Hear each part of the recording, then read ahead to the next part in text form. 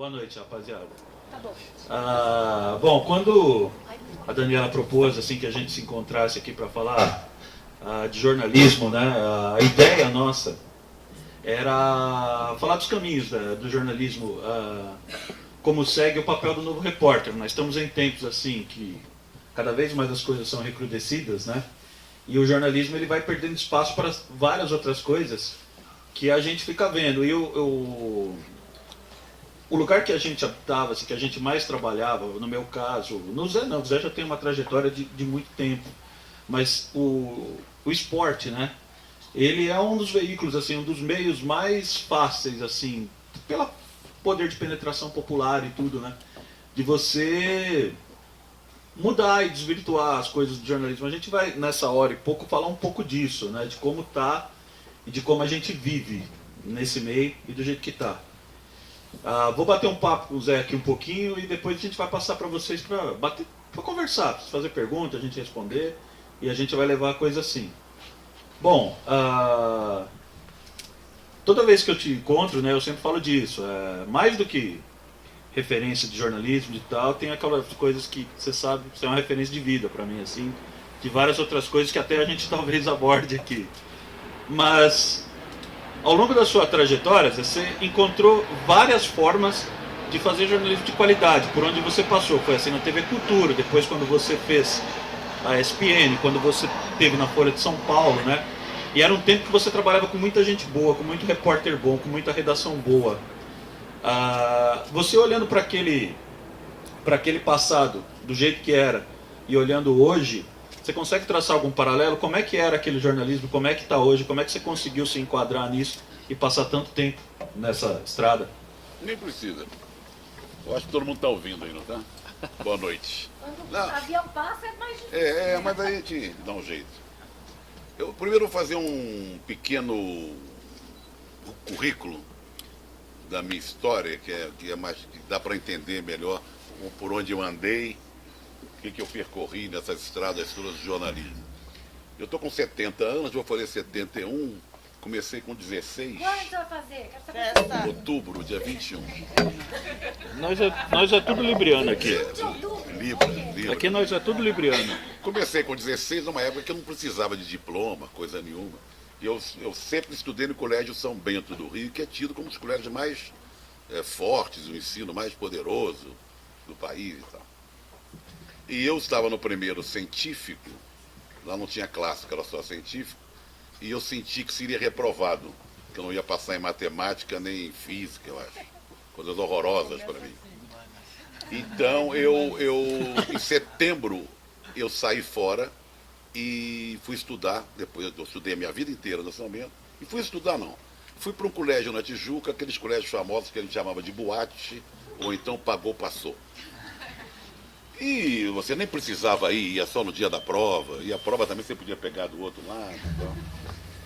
E fiquei com o tempo ocioso, porque no São Bento, no início, eu era semi-interno, e depois tinha que estudar muito para passar ou não passar, né? Eu até estou escrevendo sobre isso, eu entreguei o livro lá na Companhia das Letras, deve sair ou em outubro ou em fevereiro, chama-se Os Beneditinos, por acaso, que conta muito dessa história que eu estou falando aqui.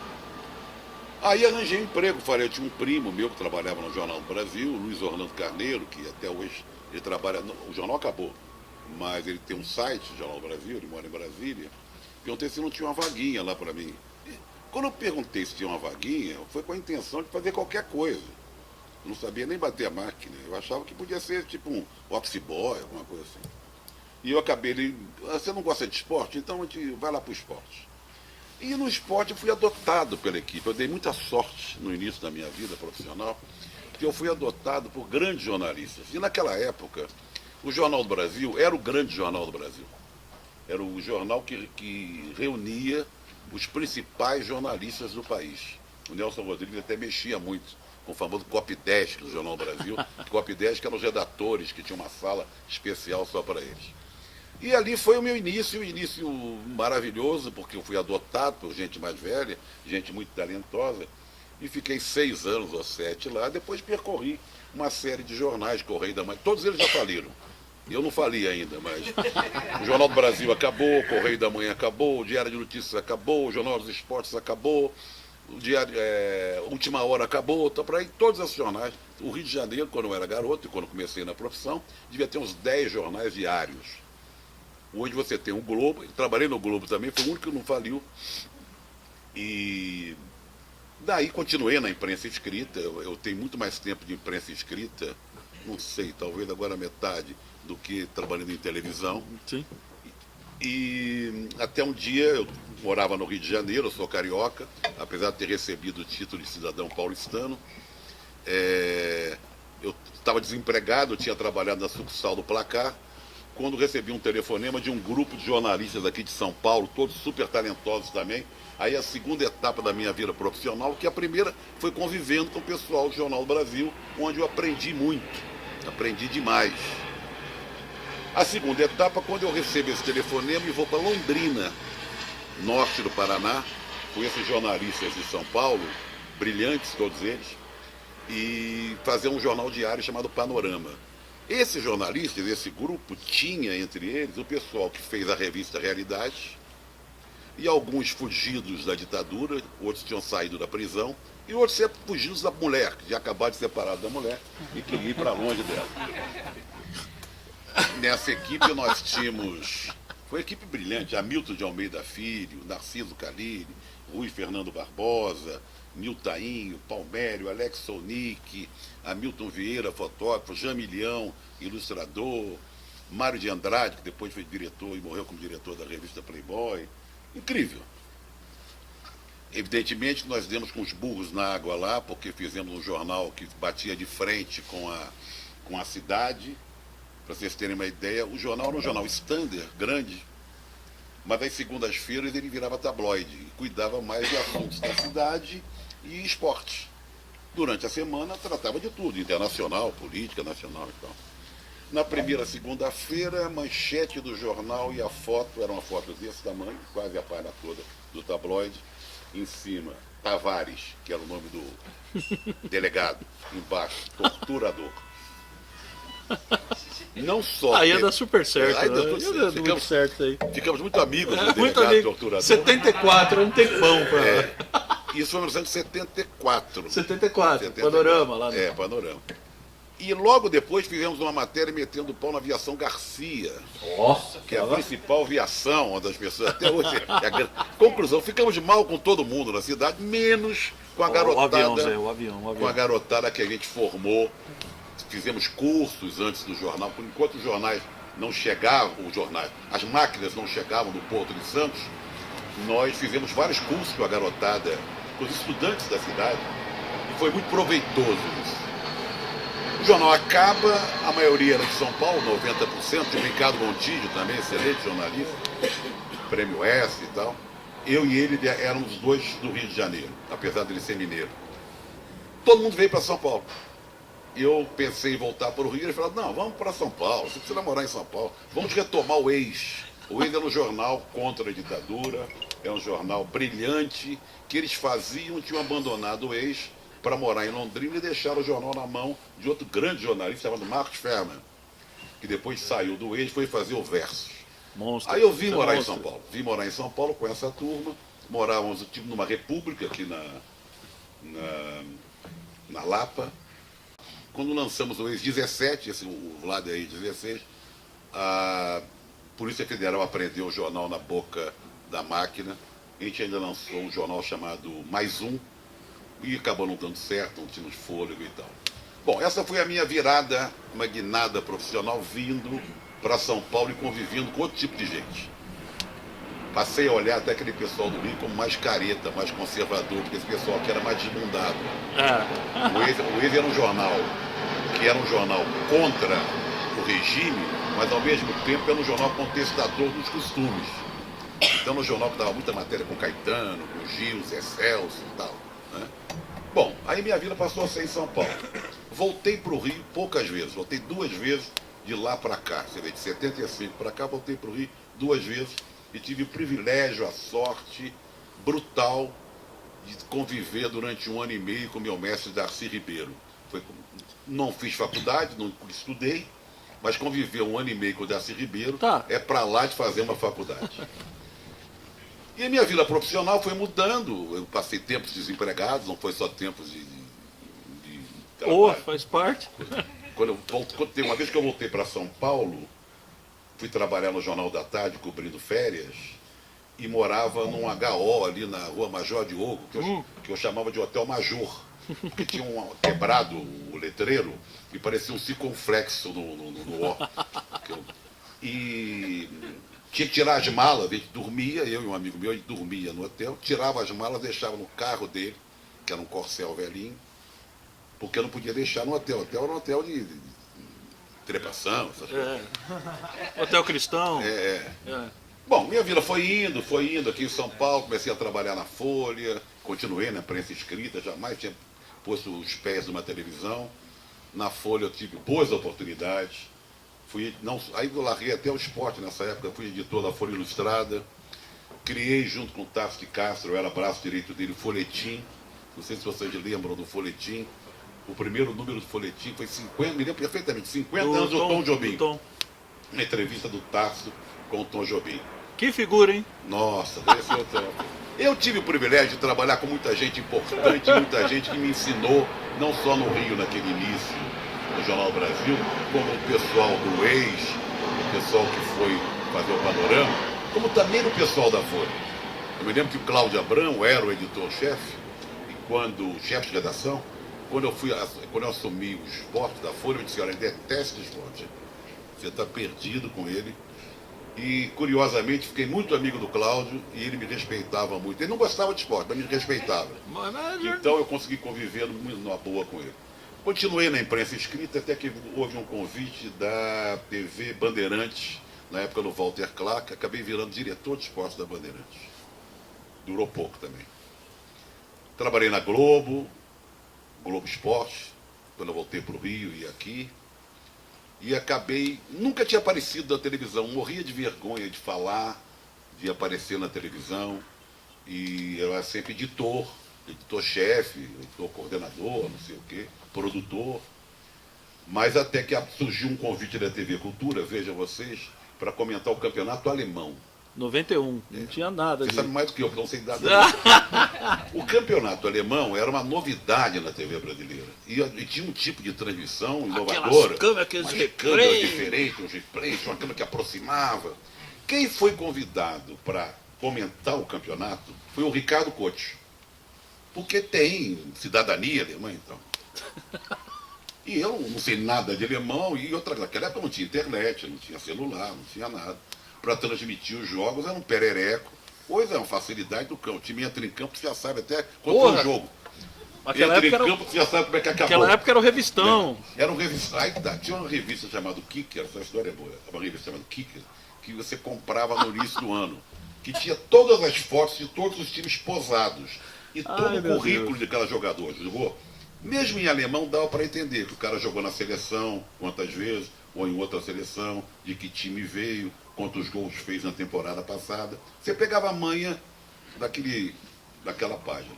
E estava todo mundo formado lá, os times todos que botavam o campeonato. Pois bem, começa o campeonato alemão, primeira rodada, eu e o narrador lá, tentando, bola com fulano e tal. E aí, ótimo, sensacional e tal. Isso foi no fim de semana. Na segunda rodada foi no meio de semana. E tinha um alemão que a TV Cultura contratou. Bacana, falava bem, o alemão era bom. Na embaixada. Só que ele não entendia rigorosamente nada. Era uma besta quadrada. Esse jogo de quarta-feira a gente não fez um estúdio pequeno, fez um estúdio grande. Começa o jogo, bola pra cá, bola pra lá, bola pra cá, bola pra lá. Vamos narrando, Zé, vamos narrando. E eu elogiando, boa tarde, o time tá bem. Tá hoje, bem, tá. Lucas? De repente, eu acho que com 20 minutos de jogo entra um cara correndo no estúdio. Fazendo um sinal para parar. Desligamos o microfone, o que houve? O problema é o seguinte, vocês estão narrando errado. Telefonaram aí, o de verde não é aquele. Nós tínhamos trocado os times. O de verde era o outro e azul era o outro. Eu falei, Hertha Berlim e Stuttgart. O Stuttgart era o Hertha Berlim e o Hertha Berlim era o Stuttgart. Ao vivo, tudo ao vivo. Aí ficou o locutor, virou para mim, o que a gente faz? Deixa comigo, abre esse negócio aí. Eu falei, olha, telespectadores da TV Cultura está inovando com a transmissão do campeonato. Pra cacete. Alemão, uma novidade para todos nós. É uma novidade tanto para vocês como para nós aqui. E aí, a gente pode cometer falhas, erros, né? E aconteceu o seguinte, esse aí é o fulano, o outro é o Beltrano. Ainda bem que estava 0-0. E tocamos o bonde. Daí o campeonato alemão foi um sucesso realmente em termos de transmissão. Pouco tempo depois criaram o Cartão Verde, que foi um programa que na época, além daquela época, a cultura dava gosto, né? Tá aqui o Ricardo, Metrópolis, Roda Viva. Tá aí, essa é uma lenda. O jornalismo da cultura, os infantis, era um negócio sensacional. E o Cartão Verde, na mesma época, entrou nesse pacote, e todo mundo gostava de ver a cultura e tinha prazer. Na segunda-feira, todo mundo vinha comentar com a gente, viu. Havia uma disputa entre o Cartão Verde e a mesa redonda da Gazeta com o Avalone. Dois tipos diferentes, bem distintos. Não, mas era uma disputa e tal. Muito bem. Daí veio a Copa do Mundo, fiz a Copa do Mundo, aí virei comentarista. Virei comentarista no Cartão Verde. Aí tem essa trajetória que vem até hoje. Mas eu confesso a vocês, depois da criação até da ESPN, que está fazendo 22 anos agora, e eu saí lá da chefia já há 5 anos, fiquei como comentarista até outubro, que eu sempre gostei mais, eu sempre fui um homem por detrás. Eu sempre gostei mais de criar as coisas, de formar gente, de conviver com equipes, do que estar na frente, comentando, apresentando e tal. É claro, quando você está na frente, comentando, você até financeiramente tem mais dividendos com isso. Pô. Né? Mas eu gostava de fazer. Eu gostava muito quando o Darcy dizia que era um fazedor. Eu me sentia, né? Muito bem sendo um fazedor. Então trabalhei até pouco tempo na ESPN, fui criador da ESPN junto com um grupo pequeno de pessoas, me orgulho muito disso, lamento muito o que vem acontecendo por lá, porque a linha editorial se desfez completamente, a gente vai falar um pouco sobre isso. Mas o que eu acho curioso, e quero terminar essa primeira intervenção aqui, e que eu me orgulho disso, é ter me reinventado, depois de velho. E me reinventei graças a uma moçada que me botou fogo no rabo, em vários sentidos. Um grupo para eu fazer o Ultrajano, que eu faço, que é um blog, que é um site, que tem a cereja no bolo, que é uma vez por mês um programa ao vivo na sala da minha casa, na sala do Zé. Tem um pessoal que eu faço um podcast, que é a pessoal da Central 3, que é outra molecada, muito interessante, muito legal. Parceiro. Sempre é procurado por eles. Parceirão. Parceiro de muita gente que está aqui. E também fiz, vai entrar ao ar em setembro para outubro, uma série de programas no Canal Brasil, vai se chamar Bonde do Zé, porque agora eu virei Zé. Zé no rádio, na sala do Zé, e Bonde do Zé. São 13 programas, é o formato que eles têm, 13 entrevistas, depois eles repetem as 13, que quem também me procurou e me incentivou e me entusiasmou muito, foi outra moçada. O Pedro Asberg, que fez aquele filme Geraldinos e Democracia em Branco e Preto, ele que me dirigiu. Então estou nessas frentes de batalha e gostando muito. Não dá dinheiro, você tem que tirar dinheiro do bolso, mas orgulhosamente mantendo a profissão de pé, porque é possível fazer jornalismo nessas outras mídias. Tá certo. Zé, a gente estava falando, você falou aqui do começo, a sua trajetória passa com a história do jornalismo do Brasil durante uma boa época, né? E a gente estava falando aqui do ofício do repórter, de como você fez para praticar o bom jornalismo em épocas duras, difíceis, né? Eu queria perguntar para você e pedir para você contar um pouco dessa coisa do ofício do repórter e da postura do jornalista em tempos duros, né? Você passou por várias, mas eu queria que você contasse um pouco de como foi, porque eu acho que isso daí tá na história do jornalismo. A cobertura que vocês fizeram em 70, acho que pelo Correio da Manhã, se não estou enganado. Foi. A cobertura da Copa do Mundo de 70 no México, pelo Correio da Manhã, com o time que foi para lá, com o trabalho que você fez, para mim é referência de como o repórter tem que trabalhar. E assim, a saber, né, era 1970, era o auge do chumbo do governo Médici, o AI-5 pegando pesado, um bando de ir lá cuidando da seleção, que a gente sabe quem cuidava. Eu queria que você contasse como é que foi para você fazer aquele trabalho, para sair daqui em 69. Era uma coisa gostosa, era a seleção que tinha o Saldanha, que de repente apareceu o Zagallo e mais aqueles milicaiada toda, né? Como é que era para trabalhar ali? Como é que era ser repórter naquele tempo? Como é que era o caminho do repórter para fazer essa cobertura? Nós temos que saudar aqui João Saldanha, que vai completar 100 anos agora em 3 de julho. Mestre, esse Que é um grande mestre, é uma grande referência. Referência é uma coisa que falta no jornalismo de hoje, principalmente no jornalismo esportivo. Em todas as formas de fazer jornalismo, mas vamos restringir primeiro no jornalismo esportivo, que a molecada entra e tem como referência o Milton Neves da vida, e essas coisas horrorosas, e aí Neto, Denilson, Ronaldo Goleiro, e aí a gente fica nessa merda que a gente está fazendo. Na verdade, a cobertura do Correio da Manhã foi que provocou, anos depois, a cobertura que eu fiz na Folha. Que eu aprendi no Correio da Manhã e depois eu repeti, vamos dizer, na Folha, fazendo um jornalismo esportivo mais contestador, politizado e tal. Mas quem fez isso, quem nos incentivou e nos ensinou, foi o grande jornalista João Máximo. Esse é fera. João Máximo, que era o editor, que é um brilhante jornalista, até hoje exército, está com 81 anos, escrevendo suas críticas de música. Profundo conhecedor de jazz. De Noel Rosa, tem Noel um livro Rosa, do Noel Rosa, que é um negócio antológico. Gershwin, Cole Porter, ele faz muita coisa para o Instituto Moreira Salles. Muito bem, o João Máximo que nos incentivou a fazer. E nós fomos para o México.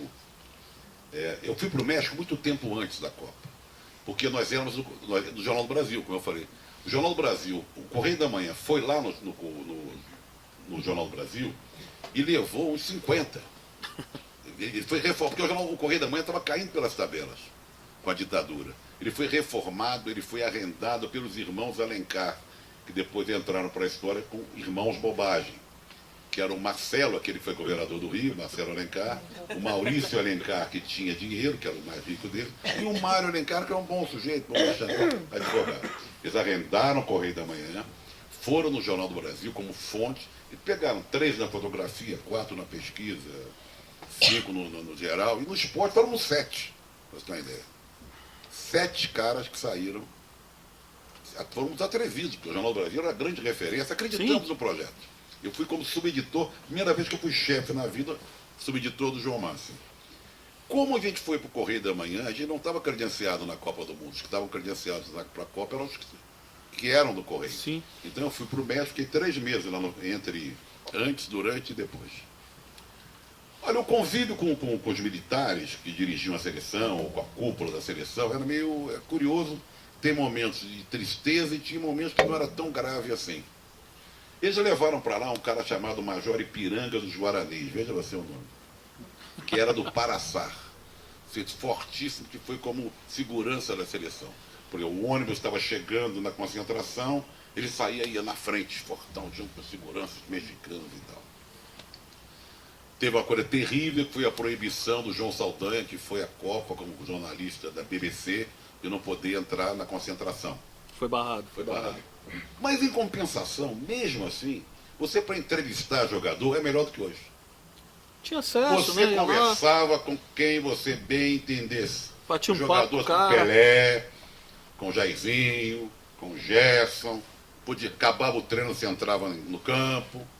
Hoje você tem que aceitar aquilo que é imposto. Hoje vai falar o goleiro. Hoje vai falar o back central. Diante, que ele dá o jogador na frente daquele painel de publicidade e tal. Então ficou muito pior hoje. Bem mesmo em plena ditadura. Mais 5. Mesmo em plena ditadura, e o diabo a 4, censura, sei lá o que e tal, era mais fácil de trabalhar.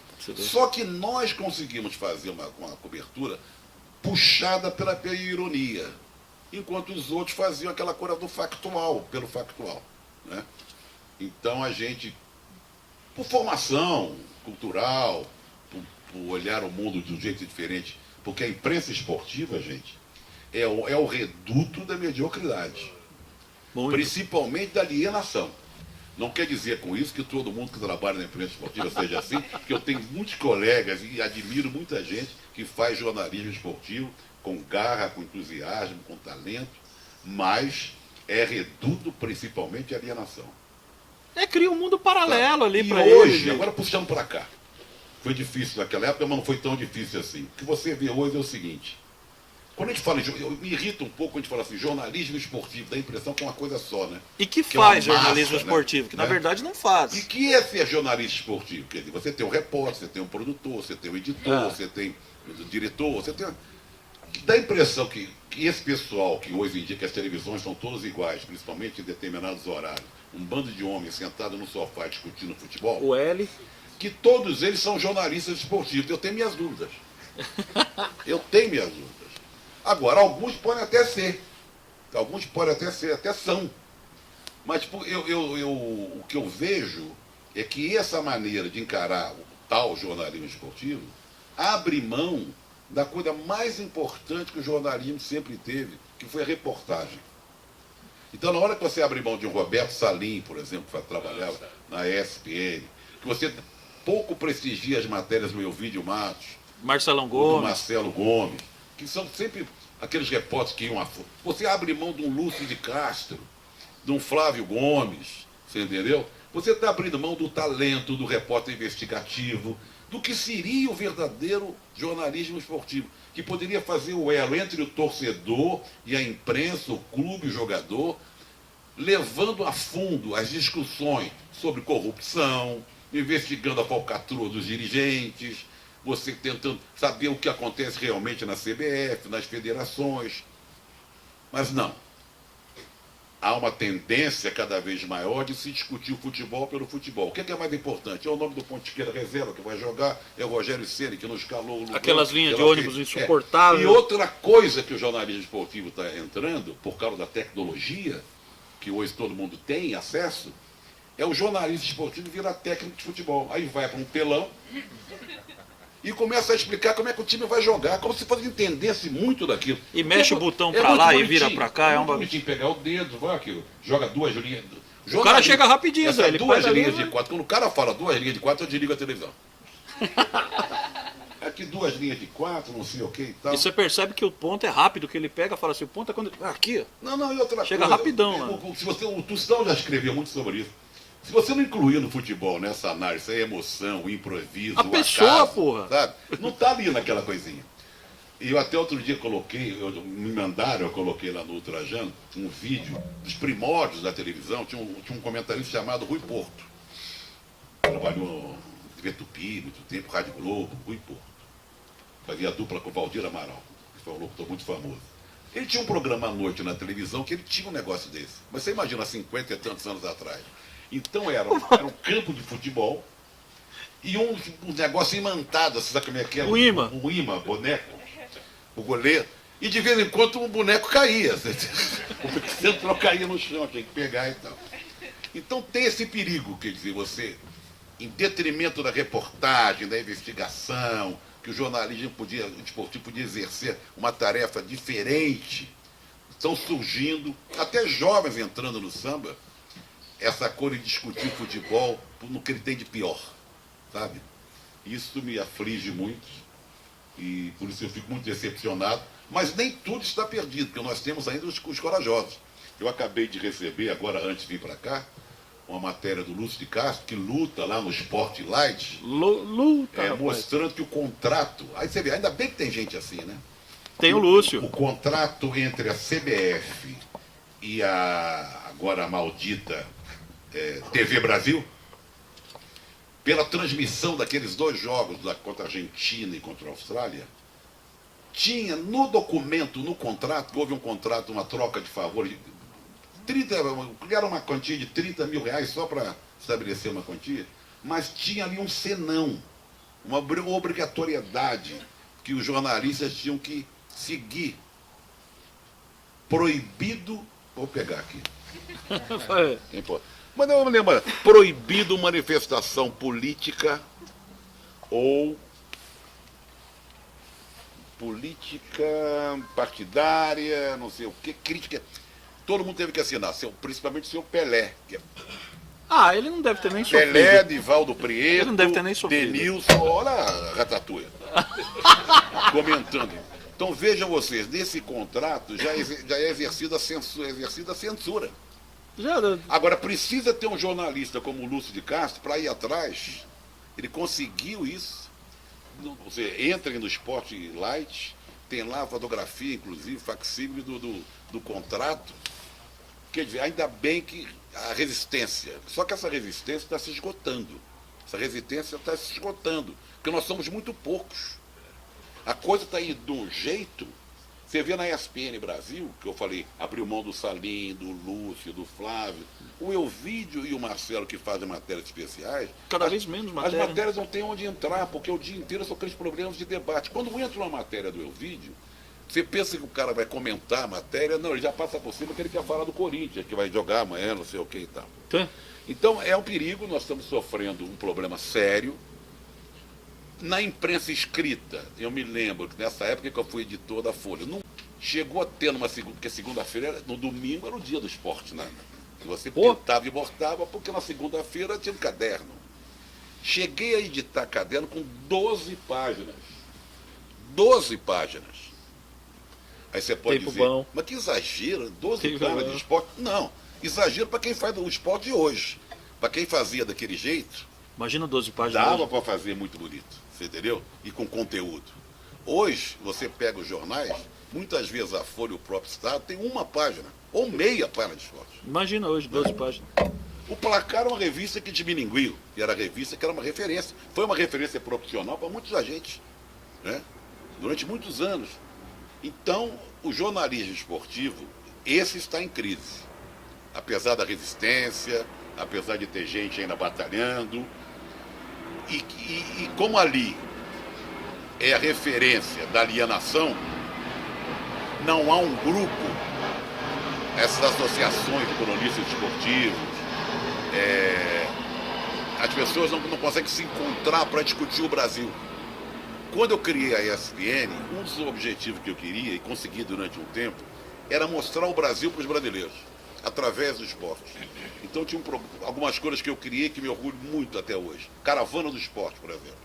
Pô, A Caravana do Esporte, hoje em dia é um projeto muito maior que o programa, mas é um programa ou um projeto que leva o esporte a cidades com IDH muito baixo, são cidades escolhidas pela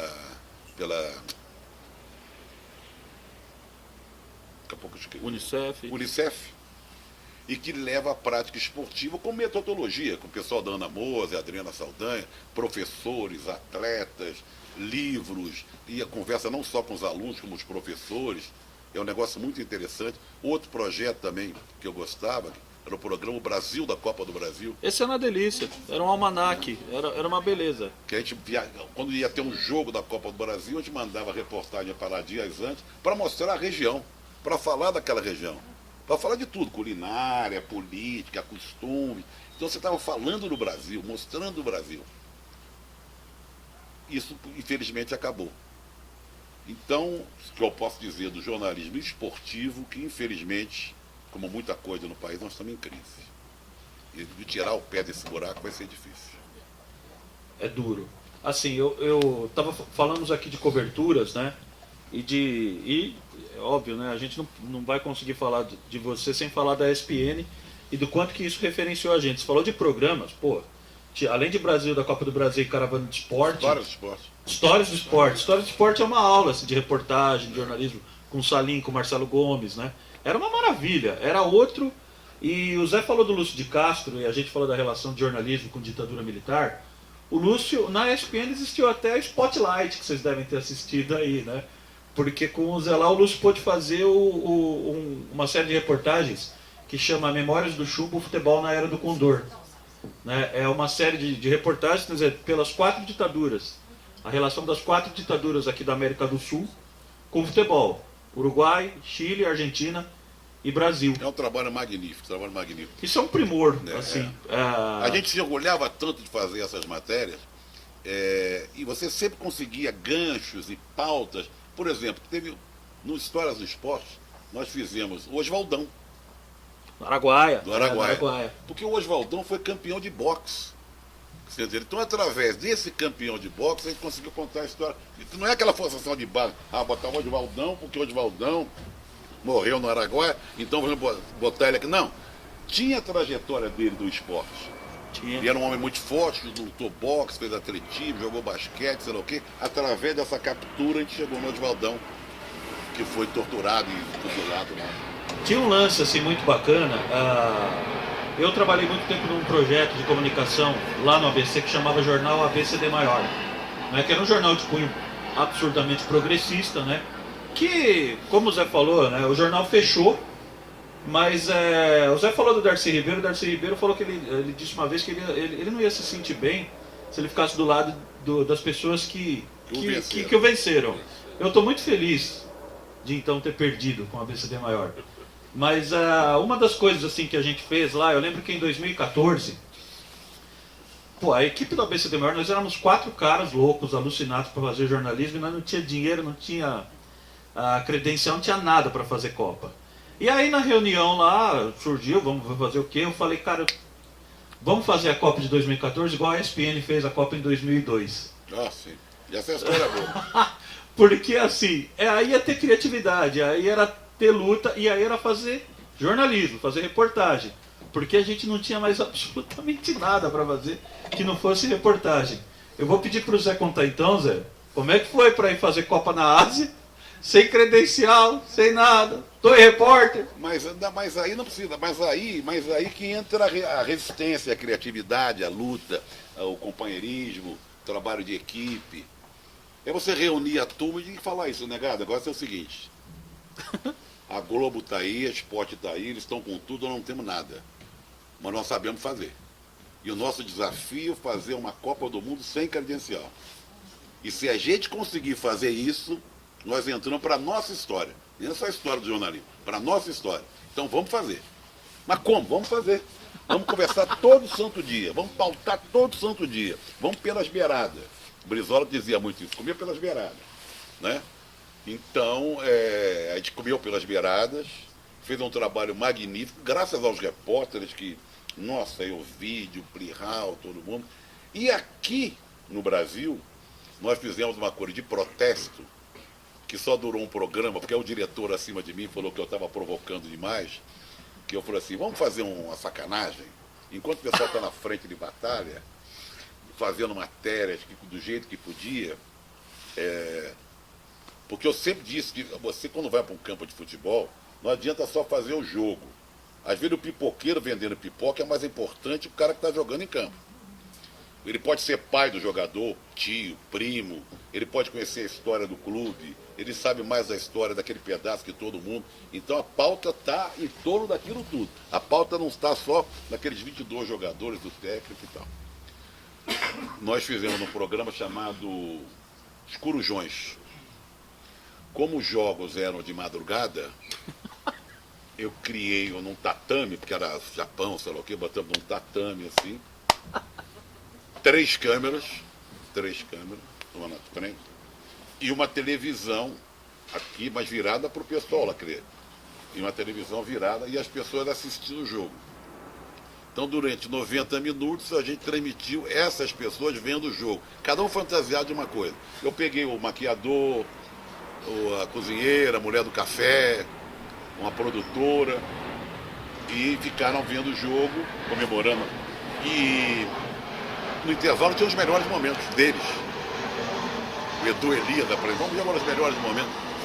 Era uma crítica. É como se você tivesse, como fez o Estadão na época da censura, que colocou receita de bolo, outros jornais saindo com pedaços em Na branco. hora do jogo, põe aquilo ali foi uma maneira de madrugada, e eu pensei que ninguém fosse assistir, né? Pô, o jogo tá comendo o Brasil, como é que vai um monte de maluco? E você sabe que, quando eu digo que teve uma grande audiência, teve gente que mandou e-mail ali, eu tô vendo, parabéns, tá legal, boa coisa. Pô, deu certo. Mas foi uma provocação, mas o pessoal, foi uma cobertura mais interessante que nós fizemos na vida. Porque você não pode cobrir uma Copa do Mundo, ainda mais. Quer ver uma coisa que é uma coisa absurda, que as televisões deixaram de fazer, e eu também gostava de estar presente? O Elvídio Matos foi 5 vezes para a África. Eu fazia questão de comprar a Copa da África. E transmitia a Copa da África, mas além de transmitir, eu gostava que a equipe fosse e fizesse matérias da África, mostrando o continente africano, aquele país que era sede, para a gente aqui no Brasil. Como é que era a cultura futebolística do lugar, o que as pessoas viviam, matérias sobre educação, sobre o dia a dia, tudo. E ninguém passa mais, Não. Ninguém se interessa mais, porque dizem, olha só como é que eles olham só para um lado, porque a transmissão é muito ruim. É a transmissão que menos importa. Eu lembro de uma Copa da África coberta pela ESPN em Burkina Faso, que foi aulas, assim, aulas diárias de jornalismo. E naquela época você não tinha como hoje, uma internet que você entra ao vivo de qualquer lugar do mundo. Nada. Eu lembro assim de grandes momentos aí que vocês fizeram, assim, que referencia a gente para, como eu disse, para a vida, né? Eu vou falar aqui de um episódio que eu vivi em 2013, pelo ABCD Maior mesmo, né? Eu fui cobrir a Copa de Churrasco lá, que aquilo é uma Copa de Churrasco, os caras vieram para tirar férias aí em Salvador, agora, né? Enfim. E eu saí, foi em 2013, eu lembro que eu saí da final lá de Brasil e Espanha no domingo. Na segunda-feira eu cheguei no jornal, o chefe chamou, falei, pô, vai mandar embora. Né? Mas ele falou, olha, eu tenho uma proposta aqui para você e tal. O ABC tem 7 cidades e eu quero que você vá cobrir a várzea, futebol de várzea, de 7 cidades do ABC. Eu falei, puta que pariu, como é que eu vou fazer para cobrir futebol de várzea? Aí eu lembro que eu conversei com o Chico, né? Chamei o Chico Sá, expliquei para ele. E ele falou, cara, tá aí o lance da reportagem. É aí que tá as histórias, é aí que tá a vida. Vai lá e faz reportagem, né? Eu topei o desafio e fiz pela coisa que você falou, pela paixão que eu tinha de jornalismo e a sanha de querer contar história, né? De ver coisas. Mas na várzea é onde está o povo jogando bola. Aí é que tá. E você, hoje... E a gente não consegue trazer isso para dentro dos veículos de comunicação. Pois é, Zé, mas aí eu tô falando, e o papel do jornalista? O repórter hoje, você acha que o repórter esportivo hoje ele quer ir lá no povo, ele quer ir na favela do DR, ele quer ir no Guaraciaba para ver futebol? Tem a parcela de culpa do próprio profissional, a coisa do futebol elitizado, dele querer ir em arena, dele querer passear. Mas não, como é que você vê isso? Marcelo, não é culpa do repórter, só não. É a responsabilidade de quem comanda, de quem não estimula, sabe? De quem se acovarda. Então você já entra numa redação e você não tem nenhum estímulo para correr atrás da várzea, por exemplo, para correr atrás da chamada não notícia. A notícia está na não notícia, às vezes. Entendeu? E então a garotada que entra, de modo geral, e tem muita gente boa, tem uma garotada interessada, mas ela não tem quem dê as dicas, os caminhos, para que, mostrando, não é só aqui, porque hoje em dia a garotada entra na redação. O repórter não tem mais caderno de telefone, né? Porque está tudo na internet. Não tem fonte. Tá tudo.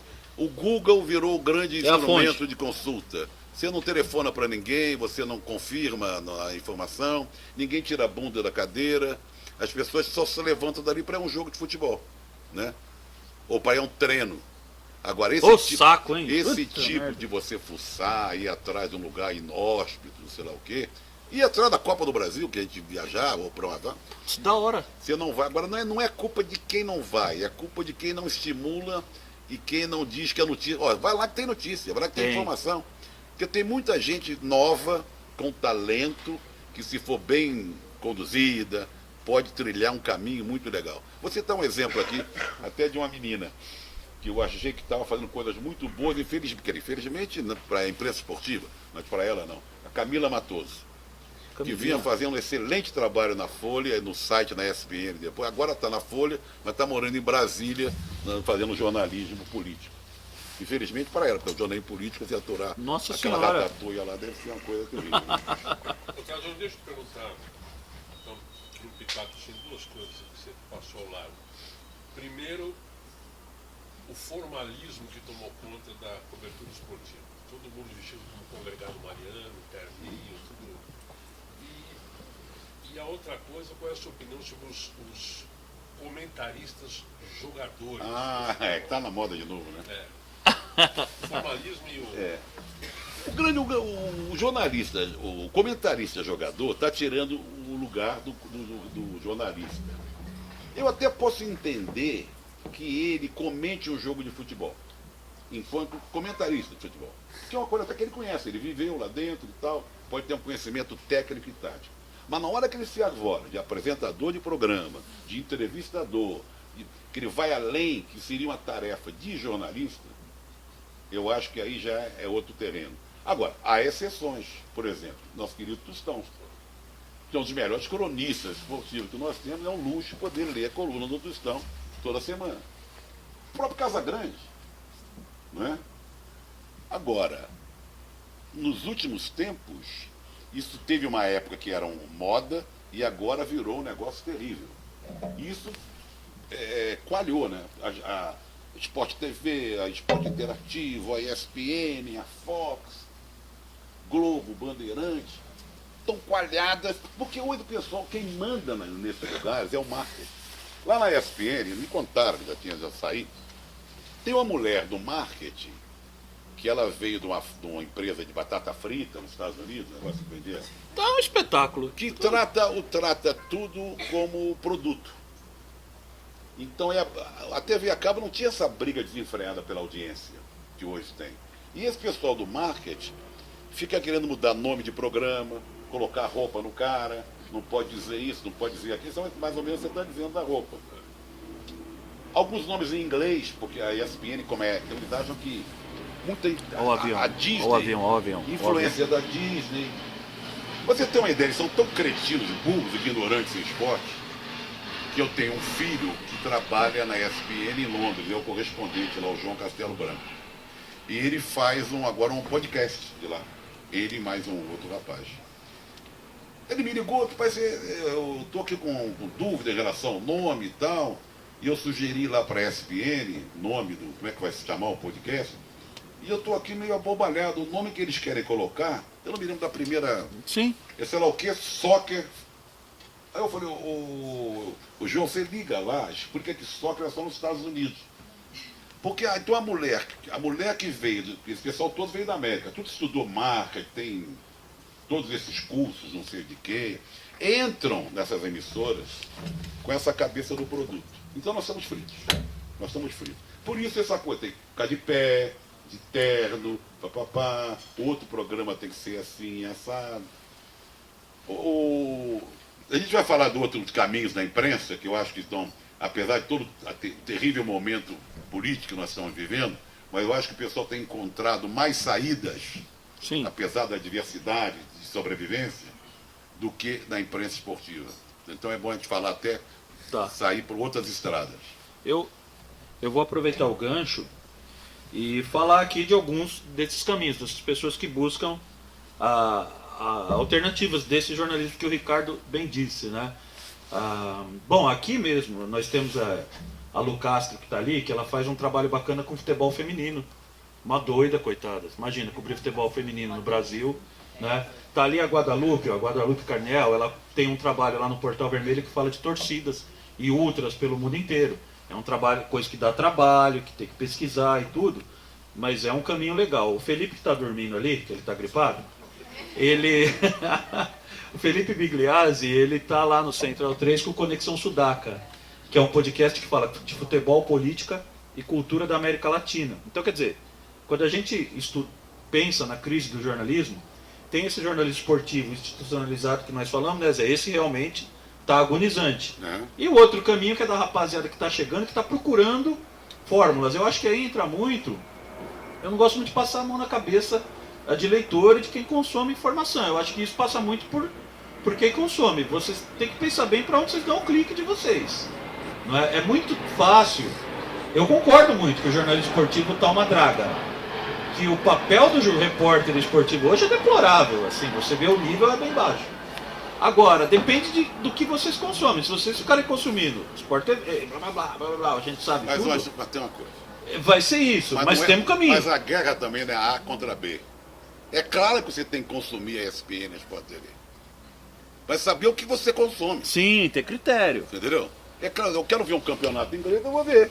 Eu quero ver uma Champions League, eu vou ver. Eu vou ver um jogo do Campeonato Brasileiro, eu vou ver. Isso é uma não coisa. tem como se fugir do monopólio. Você tem que que então não vou quebrar minha televisão e jogar pela janela. Dá vontade, mas não pode. Não dá pra cair na cabeça de alguém, pode machucar e tal. Não é isso. Você entendeu? Eu acho que você entendeu o que está acontecendo. Pode falar. Entender o que está acontecendo. E procurar ver que tem gente fazendo outras coisas, formulando outras coisas, outras propostas, e tentar ir atrás e consumir. Você estava falando do trabalho com futebol feminino, que coitado do futebol feminino, só sofre, só apanha, sei lá o quê. Por exemplo, eu nem vejo muito que a ESPN, eu desisti um pouco, porque eu tenho minhas razões para desistir. Sim. Quando eu vejo lá um negócio que começou ESPN W, já me irritou o W. Woman. Ah, que chique, Zé. O Só se ESPN for o Woman. W virado, porque é ESPN mulher. Mas fizeram questão de botar o nome em inglês. Woman. É, aí tá vendo como é que já começa a complicar? E tô vendo que está desvirtuando, talvez a ideia fosse boa, mas começa a colocar muita coisa de musculação, mulher não sei de quê, já está caminhando para a negócio de academia também, sabe? Claro que tem perfis interessantes, seria até umas conversas mais ou menos, mas eu acho muito certinho, sabe? O mundo não é assim. Então, mas o que eu queria falar não era mais da imprensa esportiva, são desses caminhos que a gente está tentando encontrar para combater, para sobreviver. É, o termo é esse. Eu tomei nesse caminho. Esse ultrajano foi a maneira que eu encontrei de sobreviver. Pelo menos para a minha cabeça ficar ocupada com isso. E você vê a quantidade de gente, todo mundo com pires na mão. A gente não sabe como é que isso vai acabar. É um caminho encontrado agora, mas a gente não sabe qual é o final da história. Se você pegar Brasil 247, Diário do Centro do Mundo, Cafezinho, Tijolaço, Fórum. Socialista Morena, Marcelo Aura, PPP, todo mundo pedindo dinheiro. De uma forma ou de outra. Ou é através da Catarse, ou através do Pimpom, ou através da sei de quê, um projeto, eu preciso de 50 mil, 30 mil. Porque está todo mundo com o pires na mão e a sobrevivência é muito difícil. Eu mesmo vou ter que entrar nessa. Para poder fazer essa sala do Zé, eu vou ter que pegar alguma coisa, sabe? Esse pessoal, lutador, desbravador, que acredita, está muito tortuoso. Tá complicado. Sabe? Está muito tortuoso. A gente não sabe para onde vai parar isso. Eu vejo, quando eu encontro com um, com o outro, o desespero das pessoas. Eu falo, olha, vou ter que parar. Não está dando mais. Eu não tenho sobrevivência. É duro. Eu não tenho dinheiro para pagar o aluguel. E É, o cara esse- fazendo um trabalho de luta, o cara passa o dia inteiro fazendo aquilo em cima. A luta do papapá e Lúcio, tal, né? sabe? Lúcio O lá. Lúcio. Lúcio de Castro. Eu não sei, o Lúcio, tem essa matéria agora, sempre outras, denúncias e tal. Por que não está no site da ESPN? Por que demitiram ele? Porque incomodava. Você entendeu? A gente incomoda. A gente sabe. A gente incomoda essas grandes corporações. Eu não recebi nenhum convite de uma emissora para trabalhar depois que eu saí da ESPN. Ainda bem. Ainda bem. Mas é uma vergonha não terem me procurado. Um cara que está tantos anos na profissão, que criou a ESPN. Será que uma merda no esporte interativo não podia convidar? Eu não iria. Não vou me ficar lá com aquele pessoal discutindo futebol, aquelas lambanças. Aquele trajando comentarista acabou também. Eu quero fazer outras coisas na minha.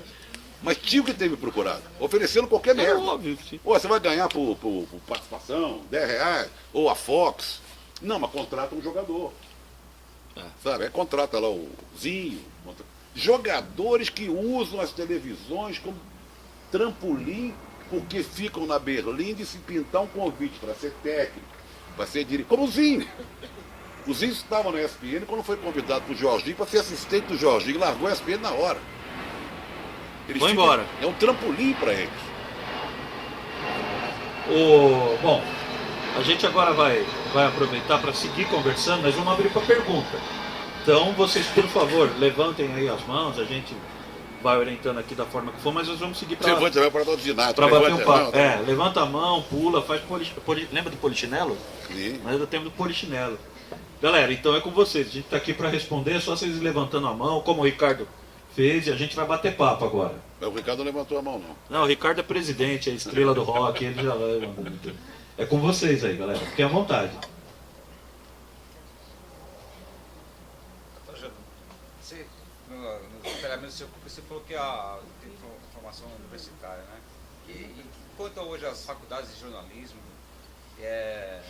assim, como que vocês têm um panorama da formação do jornalista pelas faculdades?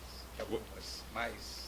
Olha, eu não sou mais indicado para falar sobre isso, porque eu como nunca nunca estudei e não tenho muito acesso à Mas universidade, trabalho com pessoas. mas trabalho com... Mas eu vou te dar só um pequeno exemplo. Outro dia me chamaram para um programa de rádio na Mackenzie, feito pelos alunos. Grande problema quando você vai numa faculdade dessa, já fui alguma de participar, você quer falar uma coisa séria e começa a falar de futebol. É uma praga. Você começa a falar, você quer falar de qualquer coisa, quero falar do momento político que o Brasil atravessa, quero falar do sei lá o quê, do Darcy Ribeiro, né? Aí eu falo, escutei o Palmeiras, você acha que vai ganhar o Campeonato Brasileiro?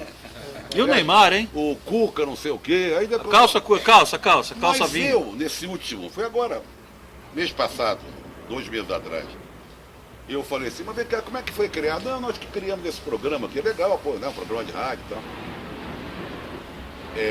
Mas eu caí na besteira de perguntar. Ele falou, não, esse semestre nós estamos falando rádio. Semestre passado foi imprensa escrita. Aí eu caí na besteira e falei assim, então vocês devem ter ouvido falar na revista Realidade, né? Ninguém sabia. Nunca ouviram falar na revista Realidade, que foi a revista mais importante desse país em termos de jornalismo, de reportagem. Como é que uma faculdade, aluno do 2º ano, sei lá o quê, ensinando imprensa escrita, os alunos não sabem o que foi a revista Realidade. O professor não tem essa referência. Então é que tá. O professor não sabe. Então o ensino é de péssima qualidade. Claro que você pode. Eu tenho um amigo, por exemplo, que é excelente professor, mas ele vai falar sempre das exceções. Sempre daquele cara que é o professor perseverante, que acredita que possa fazer um trabalho legal. Mas é um aqui, outro ali, pé, que é o Serginho Pinto de Almeida. Não é? Nosso querido Serginho Pinto de Almeida, que dá aula na PUC. Foi demitido. Foi demitido? É? Então não temos mais o Serginho. Não temos mais o Serginho. Exatamente. Limpeza ideológica. Limpeza ideológica. Demitida 6 meses. Fala, querido. Trajano, você passou brevemente no assunto, você falou que agora não tem mais campo, oportunidade para fazer matérias, cobrir corrupção, mas a corrupção no Esporte Ricardo Teixeira está aí, Zé Maria Marim, quem pegou foram os americanos. Por que isso? E por que nunca no jornalismo esportivo se realmente abordou a corrupção? Na verdade, abordou. Bastante. Se você pegar o Juca, por exemplo, ele recebeu uns 30 processos do Ricardo Teixeira. Já veio aqui, né? Eu já vi. O Juca sempre chamou a CBF da casa bandida do futebol. O Juca, o que ele fez, mostrando falcatruas do Ricardo Teixeira, do Marim, e até do Avelange. Não só o Juca, como outro bom jornalista também que mora fora do Brasil, o Jamil Chad, né? Que mora lá na Suíça. O próprio Lúcio, porque tem alguns jornalistas. O grande problema é que a empresa não gosta. O Juca consegue fazer, porque o Juca é o Juca. Ele já adquiriu um tamanho, uma certa independência profissional. Então o Juca serve para a empresa, porque ele tem tamanho, ele é uma referência, vamos chamar de audiência, de leitura, não sei o quê. Uma grife, né? E de credibilidade. Já é uma grife. Reserva Assim. moral. Que é o Aldir, meu grande amigo Aldir Blanc, que até mandou um elogio, o programa que a gente fez do Bonito, do elogio, Haddad. devia ler aí. Não, mas isso é coisa do pessoal. O Aldir de vez em quando escreve do Globo. Ele fala, não, me mantém lá uma vez por mês, que é para dizer, ó, tem o Aldir lá, hein, mas... Que é a grife, né? Mas todo dia tem Miriam Leitão, Merval, não sei o quê. Só nem um dia por mês, uma vez por mês tem o Olha o Aldir. Aldir ali no cantinho, ali no box, ali do... Então tem gente que faz. Então o Jamil Chad, o Lúcio. Tem uma menina agora na ESPN, agora a Gabriela Moreira, que Uma baita repórter. trabalha muito com isso. Quer dizer, mas o grande problema é que a empresa não prestigia do jeito que devia prestigiar essas matérias e esses profissionais. A ESPN, não é um exemplo da ESPN. A ESPN eu adoro o Ale Oliveira, que é um paspalhão, que é metido engraçadinho. E tem 500 mil seguidores no negócio da rede social dele, que vende cerveja, que fica falando decreto, essas besteiras. O Brasil pegando fogo e o cara vendendo cerveja, decreto. Mas a empresa prestigia esse tipo de coisa, porque acha que ele leva, que eles querem popularizar o canal a lugares que o canal não ia. Mas, Trajano, até essas críticas do jornalismo político, ele é sempre pro canal fechado, né? Então o povão mesmo que consome o futebol pelo canal aberto, por Globo e Band, que dominam o futebol, Globo, agora só Globo passando futebol.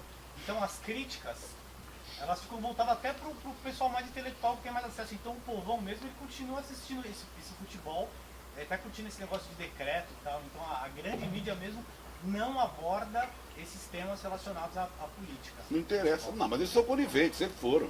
A Globo é conivente com as mazelas do futebol, sempre foi. A Globo e a CBF sempre andaram de braços dados. A Globo e a FIFA sempre andaram de braços dados. Com Blatter. O João Avelange, só faltava ter um retrato de João Avelange na porta da Globo. Entendeu?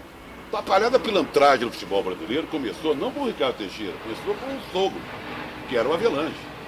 O Avelange que inventou o Ricardo Teixeira. Há de se saber, assim, o caso do... Zé falou do Avelange. O Avelange ele é eleito na FIFA em 74. A primeira grande ação do Avelange é em 78, a Copa da Argentina. Ele fez a Copa ali conversando com o Galtieri, conversando com o Videla. Olha os amigos do Cidadão. Tem uma vez chamaram a gente para uma ação CPI da Nike, lá no Congresso. Foi o Juca, fui eu, foi o Tostão. E aí tinha a bancada da bola ali. O Eurico Miranda era deputado, você imagina. Ah, melhor, legal, beleza, gente boa. É um gaúcho. Pessoa muito boa, você tá Peronde. Eu acho que é Peronde. Tarcísio Peron. É, gaúcho, né? Esses caras todos ali. E aí, eu me lembro que o Eurico ficou irritado, porque a gente falava, chegava a perguntar assim, mas quanto você ganha por mês? Essas perguntas para te provocar. E eu levei um livro, eu acho que foi aquele, quando eles roubaram, como eles roubaram a Copa, algo assim. Sim. E eu ficava lendo, como não tinha prova, que o Avelange, nesse livro, é dito pelo autor, um inglês, que o Avelange teria ganho uma fazenda dos militares, uma fazenda na Argentina. Porque o Avelange fez essa Copa na Argentina, em comum acordo com Videla, em plena ditadura argentina. Não, na pior fase da Na pior ditadura fase da argentina. ditadura. Né? Tem um filme muito interessante sobre isso. O... É um filme que fala do Mundialito no Uruguai, mas cita essa coisa aí do Avelange. O Alberto Diniz, ele fez 3 reportagens para falar da Copa de 78 muito boas. E o Mundialito é um espetáculo assim de documentário, né? Porque foi o fôlego que a ditadura uruguaia tentou ter e que se reverteu contra eles no final. Pessoas que lutam, dá para falar do Juca Kfouri, 25 anos por baixo lutando contra a CBF. E para se entender essas coisas, a Globo ela é sócia da CBF. E sócio não fala mal de sócio. Não fala, mas Mas quando a interessa. Globo não entendeu? Quando interessa, porque chegou uma hora, se vocês vão lembrar, que a Globo chegou a fazer no Fantástico uma matéria Ó, esse tá contra barulhento, Zé, esse o aí- Ricardo esse deve Teixeira, ser grande. mostrando a casa dele lá em Miami, o Palacete, que naquele momento interessava, como a Globo agora. A Globo não quer derrubar o Temer agora? Agora quer. Agora a casa dele chama... Agora é legal derrubar o Temer. Foi a mesma coisa. Na hora que era legal tirar o Ricardo Teixeira, ela começou a fazer matéria contra o Ricardo Teixeira. Que deve ter havido algum rompimento de contrato, de coisa palavrada e tal. Paulo. É o seguinte, eu sempre acompanho esporte, gosto muito desde você, Cartão Verde, Faz tempo. Mesa Redonda, tudo isso. Era muito bom, era uma delícia escutar aquilo e eu sempre senti uma liberdade no esporte muito maior. Se criticava profundamente, fala mal do jogador, queima o jogador, uma liberdade de expressão bem maior. Hoje você falar que se reinventa, eu acho super bacana, porque eu estou achando tudo um saco, certo? Eu também. Então, esse incomodar, tá assim, incomoda, tchau. É tudo para inglês ver. Então, esse se reinventar que eu queria saber. Por exemplo, tem o surf. Para mim, o melhor que tem hoje esportista brasileiro é o Medina. Por que não coloca o Medina? Porque é o tempo, o que acontece? O Medina não tá. Eu não concordo com você. Rosa. Eu acho que o Medina teve todo o destaque em todas as TVs, jornais, rádio, capa de revista do Diabo Agora. E Globo. E tem uma coisa, Vai que esse é grande. tem uma coisa. O surf é um dos piores esportes a ser transmitido numa televisão. A competição pode ser hoje, pode ser amanhã, pode daqui a 3 dias, não tem vento, não sei lá o que e tal. E é transmitido ao vivo. O surf é um esporte não importante, não bom, eu diria, não é bom para a televisão. É caro. Não, você não tem grade. Você não tem grade para transmitir Mas uma e a competição de ousadia? surf. Onde fica? Mas isso não é ousadia. Isso eu acho que ousadia é você fazer a caravana do esporte. Não é transmitir uma Copa Mundial de Surf. Porque é transmitido, mesmo com essa coisa, se você for lá na ESPN, ele transmite Mundial de Surf. Todas as etapas. Mas é para um nicho de gente. É para uma bolha. Isso que tem que ser entendido assim. Eu vou dizer uma coisa a você. Uma vez eu fui fazer uma conversa no aniversário da Caros Amigos, então, do meu saudoso mestre Sérgio de Souza, no Sesc Consolação. Falamos de esporte, eu e o Juca. Aí levanta uma menina e fala assim, queria acusar as televisões que não prestigiam os outros esportes. Vocês só falam de futebol. Eu falei, não concordo. Não, você não vê a ESPN, por exemplo. Você não vê a Sport TV. Na Sport TV, mesmo que era concorrente, passa todos os esportes que você quiser. Passa mundial de judô, mundial de ginástica, mundial de natação. Slalom, cara, de todas secar as um etapas negócio do lá. mundial de atletismo. Nós fizemos durante anos tudo de handebol nesse país, na ESPN. Handebol paulista, brasileiro, campeonato paulista de Ao basquete, vivo, Zé. tudo ao vivo. E falei no final o seguinte, olha pessoal, vocês que... Eu tenho aqui 2 ingressos para sábado à noite, mentira. Num jogo Pinheiros e Metodistas de handebol, o jogo vai ser lá no ABC, quem quiser o ingresso pode pegar comigo aqui no final. Você acha que alguém veio pegar? Você acha que alguém veio pegar? Pô, vai querer ir lá Na pro hora de ver DR, o lá jogo não de vai, handebol, quem vai ver é a mãe, o pai, a namorada, o primo, quem vai jogar na preliminar, quem vai jogar depois. Você entendeu? Então é muito fácil, eu não estou aqui falando de defesa corporativa, não. Eu fui chefe, o diretor, fundador de um canal que transmitia, nós fazíamos de X Games, a Mundial de Surf, aí todos os esportes que você imaginar. E não falar de esporte só na época de Olimpíada, porque o brasileiro é o seguinte, o brasileiro se diz que interessa muito por esporte, que é pelos outros esportes, na época da Olimpíada é pelo Pan-Americano. No decorrer do ano, nos intervalos, ele está se lixando. Alguns têm as bolhas, gosta do surf, gosta do tênis, gosta dos esportes americanos, NBA, agora virou moda, Super Bowl, futebol americano e tal. Mas vê quem não passava jogos de handebol, que estava uma fortuna. O vôlei pecou, o handebol não pegou. O vôlei, mas o vôlei teve um trabalho em cima dele, que aí esse cretino do Nusma teve seu valor na época. Né? Quando ele foi presidente da confederação. A Globo, o Luciano do Vale tem muito valor nisso. Começo dos anos 80. O Luciano do Vale na Bandeirante prestigiou demais o vôlei, aquela geração do Bernard, sei lá o que e tal. Os jogos passavam ao vivo na rede aberta. Né? Geração de prata. Teve jogo no Maracanãzinho, no Maracanãzão. Jogo no Maracanãzão, fui ver esse jogo. Você imagina um jogo de vôlei Brasil e União Soviética na época? Com chuva. E 90 mil pessoas. Sabe, 90 mil pessoas.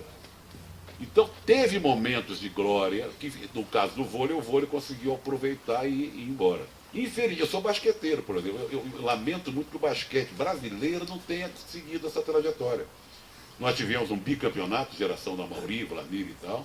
Depois tivemos aquela geração de Oscar, Marcel e tal, que era muito boa. E depois nos perdemos. Toda vez que ele fala muito em NBA, em vez de eu ficar feliz, eu fico meio triste. Porque eu acho que dão mais importância à NBA que o basquete brasileiro. Eu acho que fica meio desbalançado. Eu gostaria que continuasse o prestígio da NBA, mas que a Liga Nacional tivesse um interesse um pouco maior, ou bem maior. Então eu acho que nós temos um certo cinismo nas críticas. Porque eu te falei, na hora de falar dos outros esportes, a gente fala durante a Olimpíada. Você já viu alguma competição de pentatlo moderno? Se passar na televisão, você vai ver. Sabe? O que a gente vê na televisão, que é tênis, dos outros esportes. Vôlei, Tênis, basquete. vôlei, e olhe lá, aquelas torcidas todas são torcidas levadas de ônibus. Né? Porque senão tem a espontaneidade. Ganha o lanche. Como é que pode ter um jogo Banco do Brasil naquela época, o Leite Moça, sei lá o quê? Era o auge do... Não, mas mesmo de hoje, o vôlei sabe fazer um trabalho de levar e encher os ginásios. Agora, eu não sei se aquele pessoal que está enchendo o ginásio vai ser um consumidor do esporte logo sair dali. Talvez ele esteja aproveitando aquele momento de estar no ginásio, ganhando o ingresso, levado de ônibus, comer um lanche, para poder sair da escola, sei lá o quê. Por que essa pergunta que a gente sempre faz? O handebol, não sei se até hoje é o esporte mais praticado na escola brasileira. E por que é praticado na escola brasileira e ninguém joga handebol depois de velho, depois que sai da escola?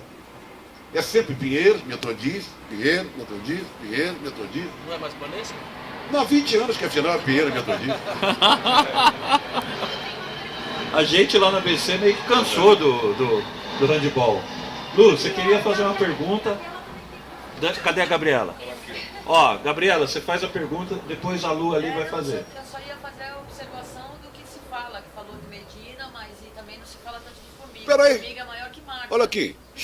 Fala do futebol feminino. Vem cá, Lu, fala um pouco. Não, aqui não, do não, futebol não, eu feminino. vou falar.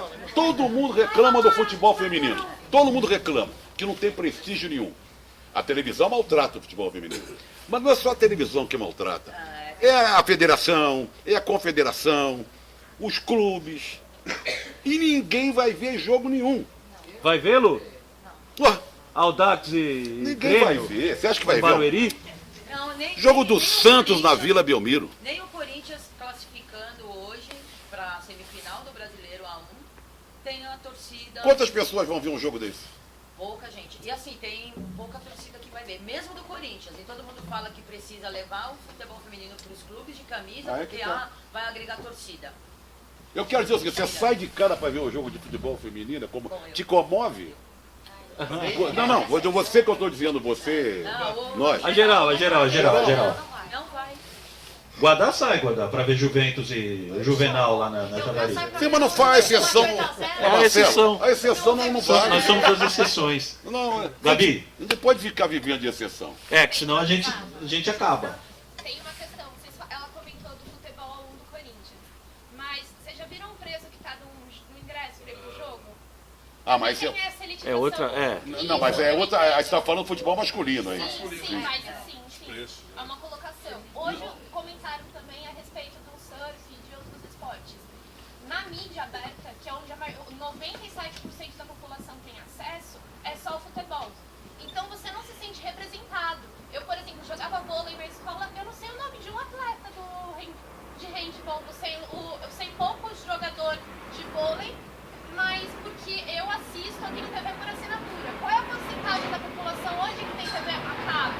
Que tem acesso a ESPN, que tem acesso... Então é uma questão de acesso, de representatividade desses públicos que a gente não vê na TV aberta. A gente está consumido pelo futebol e hoje nós não somos nem o melhor do mundo mais. Eu não considero mais... Não, você falando da TV aberta, você tem uma certa razão, muita razão, que não passa esses outros esportes. A gente só vê os resultados, então eu só sei como Mas- ele ganhou, com quem que ele competiu. Quem procura acha também, viu? Sim, hoje não é mais desculpa. Com a internet você consegue. Eu burlei muito tempo assistindo os canais. Quer ver uma coisa? ESPN. É claro Sim, eu que assisto o jogo do Palmeiras, por exemplo, que não passa porque eu não tenho pay-per-view, eu assisto pela internet. mas nós temos nem aqui todo um mundo tem público acesso. privilegiado, né? Sim. Aqui. Talvez aqui 1% não tenha TV por assinatura. Sim, do mesmo jeito, a gente no nosso mundo... Mas aqui é um fechado, mundo que não pode comparar que o povo está lá fora, não está aqui. Uma exceção. Nós Né? somos. É aquela da exceção que nós estamos dizendo. Mas tem um dado aí que de uma matéria de hoje, por uma casa revista Tela Digital, o número de assinantes de TV a cabo está caindo assustadoramente. O mês passado caíram 132 mil assinantes. Mas aí muito para aquele negócio também do Simba lá, da confusão. Mas aí não trocando sabe de ainda, mídia. mas todos eles estão perdendo. Você vai para o Netflix, você vai para o Now, você vai para... Mas aí a cobertura, se você poderia fugir por um canal, as pessoas não estão mais assistindo TV a cabo. Tá Você todo fala, mês. eu vou pagar R$70 para assistir, porque se você compra por jogo, eu fui comprar uma vez no final do campeonato, tava o quê? R$80? Eu pago R$80. Nisso eu posso assistir de graça na internet só pagando a minha conta de energia e pagando a minha conta de telefone. Disputando lá com o pessoal da ABC, pessoal do Bauru, campeão da Liga Nacional, todo mundo disputando. A TV Cultura não dá um minuto de jogos abertos. Deveria ter obrigação. Eu, na ESPN, achava que era estimular o esporte. A gente fazia não só transmissão de jogos de basquete, vôlei, handebol, como fazia um jornal diário. Com equipe lá na cidade. Ali servia até de laboratório, você levava equipes, muita gente que era produtor, virou repórter, que começou como narrador, fazendo jogos abertos. Então, vamos dizer que seria o início. Assim, se a cultura fosse obrigada a transmitir os jogos abertos do interior, já era um pontapé, um estímulo. De repente, uma Globo vira, pô, que legal esse negócio, Globo não, Globo é outro planeta. Mas vamos dizer uma Bandeirante. Pô, mas esse Bauru e sei lá o quê, foi um jogo que estava cheio lá. No ano que vem a gente pode se interessar em transmitir uma final de basquete. Mobiliza a cidade toda, a região. No domingo. Mas não, a televisão, se a TV a cabo está preocupado com audiência feroz, você imagina a TV aberta. Coloca o que dá audiência. Então a audiência não é qualidade. Então a briga é pelo pior. Quanto pior eu for, mais audiência eu vou dar. Quanto mais escatológico eu for, falar besteira, rebolar a bunda, qualquer coisa, mulher nua, eu não sei, qualquer coisa, mas pronto, é isso que ele quer. Teve um dia que eu liguei Não é lá. que é isso que é, isso é impingido para você gostar e acaba até gostando. Teve um dia que eu liguei lá que tinha campeonato de bigode, o cara fazendo bigode, que era o dia do bigode. Na TV lá que tu criou, coitado. Tinha na TV lá? Tinha lá, né? TV que Pô, tu criou não lá. me Cara. fala essas coisas. Era o negócio Mustache Day. Vai, Vou morar em Portugal, tá bom, não. ó, Mustache Day. Ó, um nome chique, né? Mustache Day. Guarda, vai lá.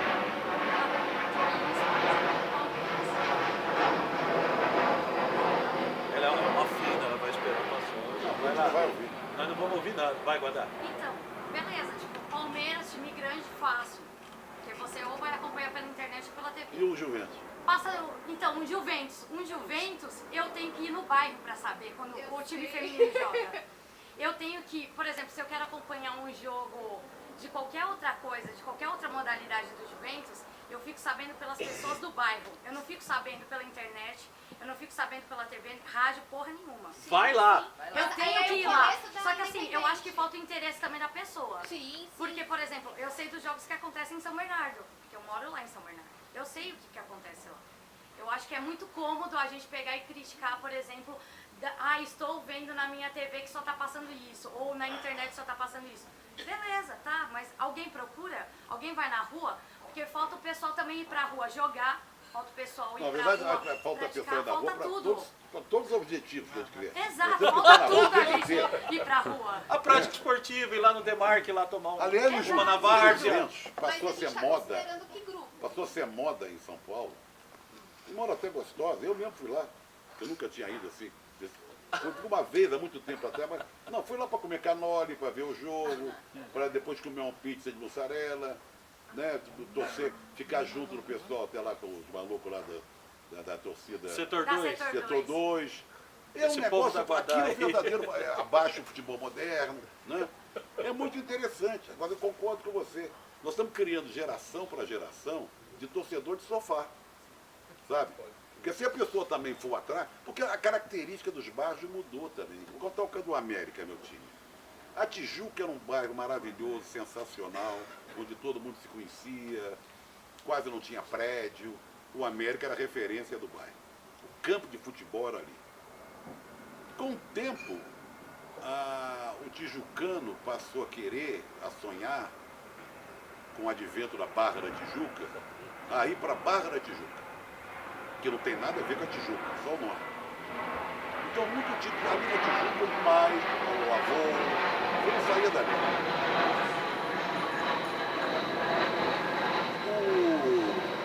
De repente, o tijucano, uma parte do tijucano foi embora, e o América foi ficando ali.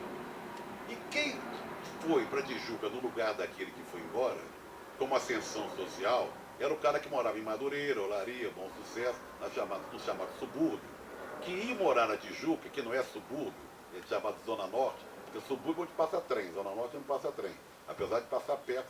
Mas então a Zona Norte se vangloria de ser alguma coisa meio entre o subúrbio e a Zona Sul. Bate no, como se fosse chique. Né? Então a América foi ficando. E aquele cara que mudou para Tijuca, de Madureira, Olaria, Bom Sucesso, São Cristóvão, gente de dentro e tal, não tinha nada a ver com a Tijuca, com a formação do bairro e com as glórias do bairro, entre elas do América. A sede foi se deteriorando, venderam a sede, fizeram o campo em outro lugar, desse outro lugar foi para outro lugar, e hoje é um prédio abandonado. Aquela Tijuca que existia, principalmente, e o América que existia ali, é um retrato na parede. E a própria então, constituição dos bairros foi mudando. A referência, o Botafogo era General Severiano, o Fluminense era Laranjeiras, Flamengo na Gávea, Olaria na Rua Bariri. Na Rua Bariri. Você entendeu? Então, esse tipo de grupo, pelo menos no Rio de Janeiro, para mim é muito identificado, é um lugar que eu conheço mais. E a construção dessa chamada arena termina de vez, sepulta de vez, com aquele acordo que o bairro tinha de característica. Porque você não sabe se esse estádio é a cara... Você não sabe nem onde você está quando você entra no estádio. Se você entrar no estádio, Maracanã é um exemplo. Você não sabe se está no Maracanã... No estádio na Ucrânia. Na Ucrânia. É a mesma coisa. Sei lá o quê. Então você acaba com essa referência que o estádio de futebol era. Agora, eu concordo com você. Nós temos que botar o pé na rua também. Tirar a bunda do sofá. procurar as coisas. Marcelo. Tem uma coisa, assim, eu queria falar disso, dessa coisa de você tirar o pé, de você até mudar o jeito que você entende do esporte, do futebol. Em 2013 eu fui convidado lá pelo Mauro Betti para a gente escrever o livro do centenário do Palmeiras, e o Palmeiras estava numa desgraça, numa merda monster lá de tudo. Uma merda monstruosa e dantesca. Eu lembro que naquela ocasião teve um encontro lá e eu estava do lado do Dudu. O Dudu quase me bateu, o seu Dudu. Que me perguntaram, olha, como é que é a coisa do Palmeiras, e não sei o que. Eu falei, olha, eu sou palmeirense, na primeira divisão, na 15ª. Se jogar Palmeiras e Guaraciaba, eu vou lá ver o Palmeiras. Então, quer dizer, eu não tenho mais essa coisa, essa sanha de você ter que ver o clube lá na televisão, de você ter que ligar e ver um clube numa arena. Ou, se não tiver o Palmeiras, eu defendi aquela tese que tu defende hoje, em 2014. Falei, o Palmeiras tem que parar de disputar campeonato. Vira clube de várzea, que eu paro de sofrer, eu vou lá e vou ver e tudo. Então eu acho que assim, mudar os hábitos, acordar de manhã e ver o futebol. Eu me sinto contemplado quando eu levanto, vou lá e vejo um jogo de bola. Mas a característica de cada clube, nós falando do Juventus agora. Tem outra característica de outro clube aqui da capital, que é a Portuguesa. Que tá ali o querido ali, ó. Mas a Portuguesa, não, mas a Portuguesa foi abandonada pela colônia. Quando a Portuguesa era forte, eram os avós ou bisavós desses caras de hoje. Eram os donos da padaria. O Armarinhos Fernando, né, Felipe? Continua. Mas continua desse tamanho. O bisavô morreu, ficou o avô. O cara que é dono de padaria hoje. Continua. Não, mas tá. A gente tá. Vocês estão falando do bairro? Ela tá falando do bairro. Ó, eu tô aqui, ó. Não para, não é como. Tem o WhatsApp. Eu tô sabendo, ó, domingo vai ter. Assim, a tudo bem, quando sabe tudo. Você saber não adianta. Mesmo o Flávio Gomes Saber não adianta. Lá, A Portuguesa tá míngua, tá na merda, tá penhorada. Então não vem com essa cascata pra cima de mim. Infelizmente, pra cidade e pra instituição do futebol de São Paulo. O dono de padaria, hoje também não é mais aquele dono de padaria, também agora tá cagando pra Portuguesa. A padaria não é mais a padaria. Agora a padaria 24 horas. Então, pra onde vai? É aquela mesma balela que o Juventus é o time mais simpático de São Paulo. São Paulo É o segundo time de todo mundo. Juventus é o segundo time de todo mundo. O São Paulo tá cagando pro Juventus. São Paulo não tá nem aí pro Juventus. A cidade de São Paulo está preocupada com outras coisas, está preocupada com higienizar o centro, está preocupada com não sei o quê. São Paulo não para pensar no Juventus, na Portuguesa, no Nacional. São Paulo não está nem aí. Quem mora lá, É adora o isso. Juventus. O Português jogou dia 4 de Porque janeiro. se mantém assim. Quando de São Paulo, foi Português e Juventus. Tava lotado de Juventus. Ninguém passou, mas no sábado à tarde, dia 4 de janeiro, quarta-feira à tarde, a Rua Javari, para ver Portuguesa e Juventus pela Taça São Paulo, estava completamente lotada. A gente sabe Uma disso. quarta-feira Mas à sabe o que é o tarde. lotado que você Todo mundo fala? vagabundo. Mas não- tava todo 5 mil pessoas. desocupados, empregados. Mas na outra semana, para ver. Mas dá licença. Mas não adianta você falar desse jeito, isso aí é folclore. Porque na outra semana, para ver Juventus e Olímpia, não tinha Não, ninguém. eu sei, eu sou a favor desse futebol, eu sei. Bom, futebol também não é isso. É isso, mas também não é. Felipe quer fazer uma Porque pergunta. se Vai lá, você Felipe. viver dessa ilusão, é muito gostoso, é muito Vamos dar um gostoso. tiro na minha cabeça. Não. Vamos dar um tiro na Mas cabeça. você não pode mentir. Porque vai jogar na Não. quarta Porque eu não divisão. concordo com você de você mentir. Que é o seguinte, tá tudo certo, não tá certo não, tá tudo errado. A gente quer a Portuguesa grande. Quer a Portuguesa quando tinha o Ivaí, o Como é que vai Ené. disputar com a CBF? Como é que vai Olha que vender? tá. O cara Não vende, o adianta cara o time na vende. quarta Todo mundo divisão, sabe aqui que a Portuguesa na segunda foi divisão do vendida pelo Paulista, presidente. o Pires na mão. Entendeu? É isso. Mas como é que vai enfrentar Eu a CBF? defendo a tese que é melhor meu time acabar. Pera- Eu já falei isso. Felipe. O pessoal ficou indignado comigo. Eu acho que o América é melhor acabar com o futebol profissional, porque o jovem de hoje nem sabe que meu time existe. Os velhos estão morrendo do coração. A gente passa vergonha. O time está na Série B em penúltimo lugar. Série B do Rio. Perdendo. Dói, eu prefiro não sofrer mais e viver da história. Viver da minha história. E levo os jogos aqui, ó. Olha, esse time aqui foi campeão. Agora não vou ficar me enganando. Não vou ficar me enganando. Você entendeu? Felipe, faz a pergunta. Na verdade não é nenhuma pergunta, né? Mas queria que o Zé contasse um pouco a trajetória ideológica dele, né? Você cresceu no Rio de Janeiro num momento histórico muito importante, né? Do Rio deixando de ser capital, e também com uma efervescência cultural explosão da turma da Bossa Nova, então eu queria que você contasse. Na impressão que eu tenho 100 anos. Né? Eu queria que você contasse essa trajetória também, essa relação que você tem. Sua relação com a música, com... O negócio é o seguinte, o Rio de Janeiro é chamado de cidade maravilhosa, não é à toa. Porque nesses anos 50, anos 60, era a cidade maravilhosa mesmo. Era a capital da República, uma coisa efervescente. Tudo emanava de lá, a cultura brotava, quer dizer, a gente se orgulhava muito de ser cara. Além de ser linda a cidade, com todos os problemas que tem hoje, né? Mas toda cidade grande cheia de violência, falida, esse negócio todo. Foi uma época, quando eu comecei a virar gente, foi a época que a Bossa Nova começou a surgir, que o cinema novo começou a explodir. Então você convivia culturalmente com coisas inacreditáveis. A discussão nos bares era sobre a Bossa Nova, a renovação da música brasileira, o cinema. O Nelson Pereira dos Santos trabalhava no Jornal do Brasil nessa época. A gente saía com ele para falar de Vidas Secas, dos filmes dele. Então o Rio de Janeiro era muito prazeroso ser carioca. E muito orgulhoso de ser carioca. A gente até era meio desafiador. A gente provocava muito os outros. Tipo, ser carioca. Ser carioca é bom demais. Até que veio 64. Quer dizer, se você pegar aqueles anos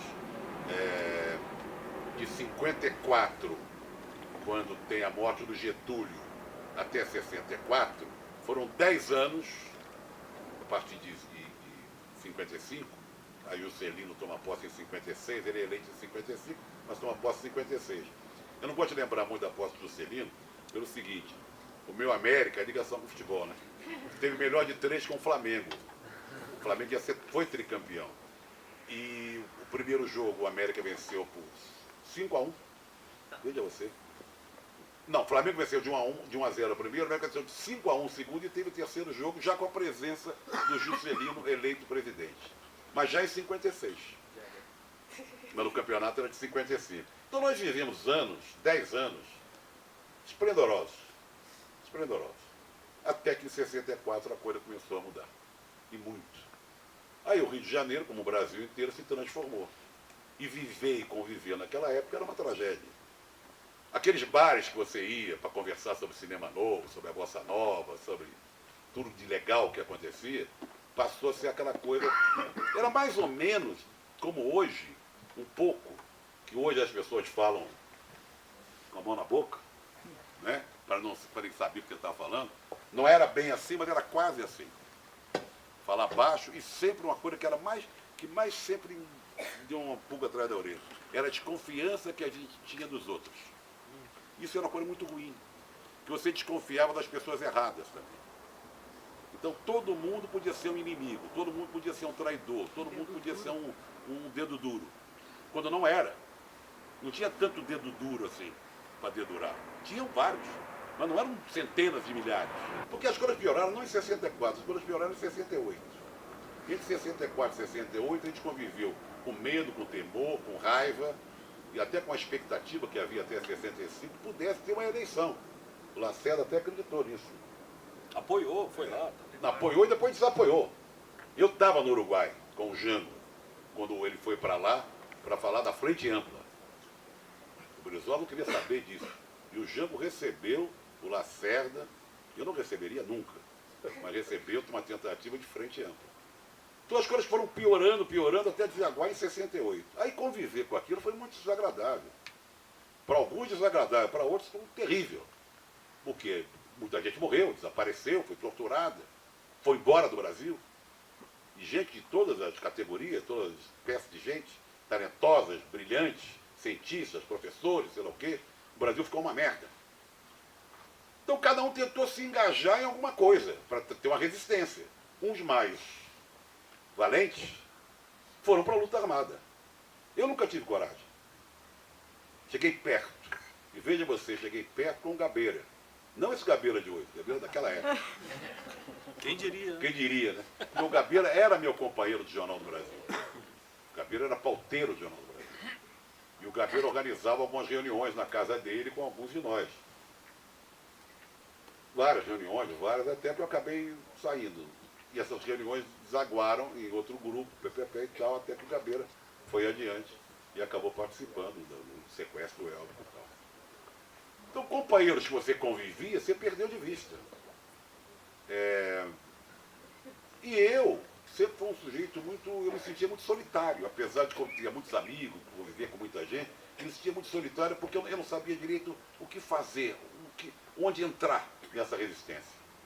E covardemente, e até tive sorte de não entrar na luta armada. Tive outras oportunidades. Também conheci de perto Franklin, Martins. Mas foi terrível isso aí. Isso aí durou muito tempo. A gente procurou, com o tempo, criar bolhas também, criar grupos de pessoas que eram mais próximas, politicamente, ideologicamente. E muita gente, como está acontecendo hoje, inclusive, que você gostava, que você convivia, que você tinha prazer em conviver, você foi se afastando e tendo até nojo dessa pessoa. Tendo até desprazer em dizer que conhecia. Isso rachou o país. Como o país está rachado hoje está mais rachado, dá a impressão que está mais rachado, porque tem a rede social. Então você se manifesta publicamente, você pode colocar toda a tua raiva, toda a tua aberração, sei lá o quê. Naquela época não. Você não tinha um celular, você não tinha internet, você não tinha rede social. Então, você não sabia que... Alguém dizia para você, meses depois, sabe do fulano, um ano depois, aquilo ali é um filho da puta do resto. Não brinca, pô. O cara era tão legal. Gente boa, né? Você sabia com atraso de 1 ano, 2. O cara causava até umas horas. Então, olha, foi muito difícil, foi muito difícil. E eu não esperava que a gente fosse viver um momento como esse agora, que a gente está vivendo. Um remake, né? Que é de outra forma. Déjà vu. Nós não estamos sendo torturados fisicamente, mas estamos mentalmente. Né? Estamos vivendo dias difíceis, que a gente não sabe o que vai acontecer. Mas ali era fogo na jaca. E eu não gosto de lembrar, eu participei, quando eu fui para Londrina, eu conheci mais de perto o pessoal aqui de São Paulo, e quando eu voltei para trabalhar no Ex, o pessoal do Ex, aí nós fizemos aí um jornalismo de resistência, sabe? E era tão louco, tão rachado como hoje. Tinha naquela época o Ex, que era um jornal mais de contestação, mas de costumes também, e 2 jornais muito fortes, de esquerda, Movimento e Opinião. E a gente não se gostava, a gente discordava frontalmente um do outro. Eu me lembro um dia, nós chamamos para porrada o pessoal do Movimento. Marcamos na esquina aqui da Virgílio... Aqui, ó. Carvalho Pinto. Tinha um botequim ali, uma coisa sem saída. Porque o jornal rodava ali no Shopping News. Tinha um Shopping News que rodava, que era do Nassar, do Raduan Nassar, do Bazar 13, né? E no final da rua, assim, tinha o Bazar 13 ou Bazar 13? Bazar 13, né? E tinha o Shopping News ali. E a gente rodava o jornal ali. E o movimento tinha uma sede ali. E por discordâncias políticas e tal, marcamos um encontro para quebrar a cara um do outro. Venha pro boxe. Ainda bem que alguns mais comedidos seguraram para não deixar. Como teve agora no Congresso da UNE, PSOL e PCdoB, o pau quebrou. Porque tem toda essa coisa, esses conflitos vêm de longe. Como diria o nosso engenheiro gaúcho lá, vem de longe. Falando nisso, isso não tem nada a ver com política, mas esse negócio de confronto, estou puxando para o esporte. Nessa época da Folha, que eu trabalhei na Folha, aí se vangloriava, a época do caderno de 12 páginas. Fizemos um fechamento. Nossa, hoje tem coisa arrebentando. Fizemos um jornal. Arrebentando. A gente ia para Duque de Caxias, ficava bebendo, esperando o jornal rodar.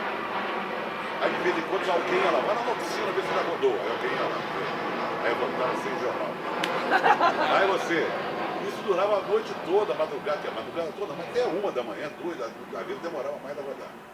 E o nosso concorrente era o Jornal da Tarde, que fazia um caderno de esporte brilhante, lindo, sensacional também, com muitas páginas. Com um puta time lá, né? Puta time lá. Até o Avalone, que era um grande jornalista. Baita texto. Vital Batalha, esse pessoal. Cacilho de Andrade. Aí um dia nós estávamos demais, João. Mas saiu bom demais do caderno. Eu já arrebentei. Aí eu, cretinamente, tive a ideia. Eles frequentavam o bar do Alemão, que eles fechavam mais tarde que a gente, ali no Parque Antártico. Sim, sim. Eu falei, vamos lá esfregar o jornal na cara deles. Umas gasolinas no corpo. Vamos lá, já. Na hora que eu falei isso, nós éramos ali uns 10, 5, não, que isso? Não... Aí fomos em 5, mais ou menos, pro bar do Alemão, mais 2 da manhã, para esfregar o jornal na cara do pessoal do Jornal da Tarde. Eles não fizeram nada contra a gente. Era uma disputa que a gente fazia melhor. Veja como é que eram outros tempos do jornalismo. Nós fomos lá para mostrar quem tinha feito o trabalho mais legal que o deles. Eles não tinham nos ofendido, provocado, mandaram recado, nada. Chegamos lá, ainda demos sorte nesse dia. Nenhum deles apareceu. Então essa guerra não começou ali. Estamos chegando no final. Vou te fazer umas perguntas do milhão aqui. Osmar Milito ou César Camargo Mariano? César Camargo, o Osmar Milito é muito amigo meu, mas o César é mais arranjador. Luiz Chaves ou Luiz Maia? Luiz Maia. Não, o Luiz Chaves era uma outra geração mais velha, já morreu faz tempo, mas ele, inclusive, o trio foi brilhante. Truffaut ou Godard? Briguei muito cada dia assim embaixo. A gente saía, essa época que você perguntou, não só o cinema novo, mas tinha discussão sobre o cinema francês, sabe? Sobre o Fellini, sobre o Antonioni, Visconti. A gente entendia de cinema pra boa. Entendia nada, mas achava que entendia tudo. O filme é ruim, diretor. O filme é uma merda, o diretor é ótimo, né? E não sei, até hoje eu não sei. Zé Hamilton Ribeiro ou Joel Silveira? Dois grandes jornalistas. O Joel Silveira foi um cronista da cidade. Tem um livro dele que fala da Avenida Paulista. A milésima hora da Avenida Paulista. Que é sensacional. O Zé Hamilton eles foram repórteres de jeitos diferentes. Né? Tem que tirar o chapéu para os dois. SPN, 22 anos de SPN, ou o tempo seu lá de Jornal do Brasil, de Correio da Manhã? Primeiro eu tenho que contar uma história aqui. Eu escrevi um textinho que saiu no Ultrajan, saudando os 22 anos de SPN. Veja você. Quando eu escrevi, eu não dei uma bufetada, não. Eu falei que terminei falando até aquela coisa do Drummond, mas como dói, tive gado, tive ouro, tive fazenda, então fiz um apanhado ali. E hoje não estou aposentado, mas como dói, terminei assim. Aí depois que eu escrevi, foi publicado, me ligaram e disseram, você não sabe da maior. Mudou tudo na SPN. Eu estou vendo, depois eu vejo que mudou. Mas você não sabe o que mudou. A data da fundação. Não tem mais 22 anos. Eu digo, mas peraí, eu que criei, pô. Não, é o seguinte. Eles agora consideram, não do marketing da mulher lá da batata frita, é inacreditável. Botaram mais um ano. Vem desde a TVA. É verdade. Porque antes foi TVA Esporte, um ano. Depois da TVA Esporte virou ESPN. Então agora englobar. Eu não sei se é para tirar o meu valor, mas só que a TVA Esporte fui eu que fiz também. Mas eu não sabia, então não fez. Eu saudei os 22, não tem mais 22, tem 23. Braulio ou Edu? Edu, o maior craque da época. Eu perguntei isso pro Zico. Eu gravei um programa no Canal Brasil, que eu falei, são 13. Um dos 13 é o Zico. Tem o Jean Willis, tem o Hamilton de Holanda, que é uma coisa sensacional, tem a Paula do basquete, Isabel do vôlei, o Oscar Oliveto, e o Zico. O Zico, quem jogava mais, ele é o Edu. O Edu é meu grande ídolo, porque é jogador do América.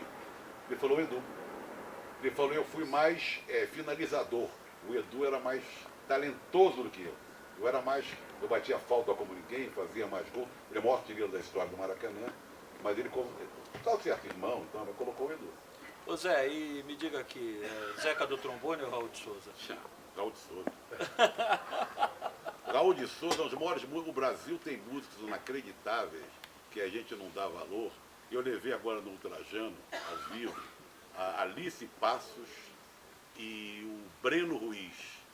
A maior parte das pessoas nunca ouviu falar nos dois. Agora, o que ela canta, essa menina, ela é casada com o Renato Braz, que é outro excelente cantor. Cantor, hein? Que também pouca gente conhece. Porque nós temos de gente talentosa. Até o Haddad ficou assim, dizendo que a música brasileira é uma merda. Porque nós temos de gente talentosa, sensacional, jovem. Então, é o diabo a quatro. A música brasileira é demais.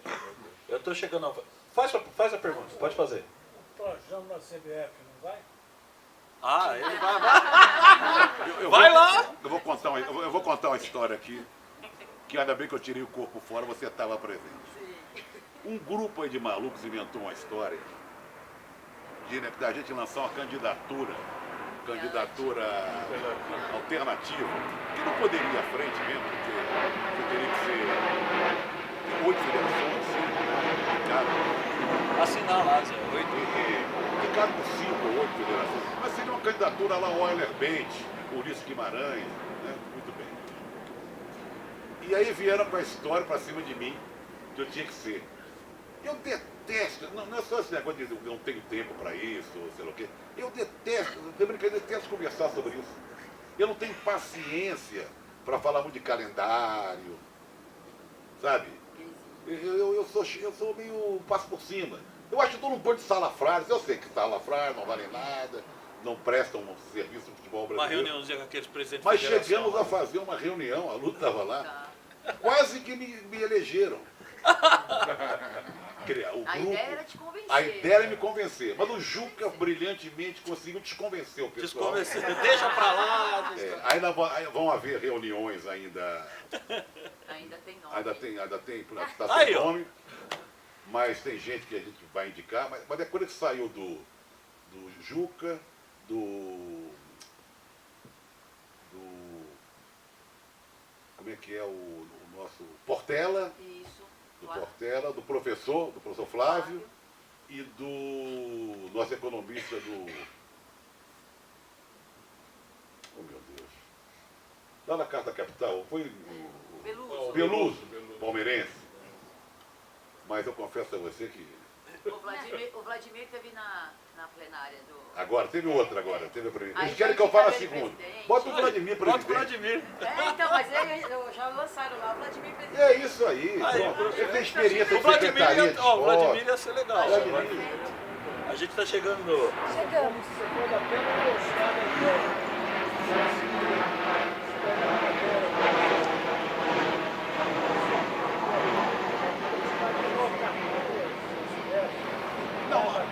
A única coisa que daria, mas se conseguíssemos neutralizar um pouco isso, eu acho que esse futebol que virou uma mercadoria barata poderia ter ainda alguma solução. Não, o que eu acho é o seguinte, se botasse alguém, não eu, de um repórter jovem, que fizesse uma matéria, porque o candidato alternativo teria que conversar com as federações, pedir papelada, quero ver, não sei o quê, e você fazer uma matéria imensa, uma série sobre isso, seria um trabalho sensacional. Mas isso é para gente mais nova, mais decidida do que eu.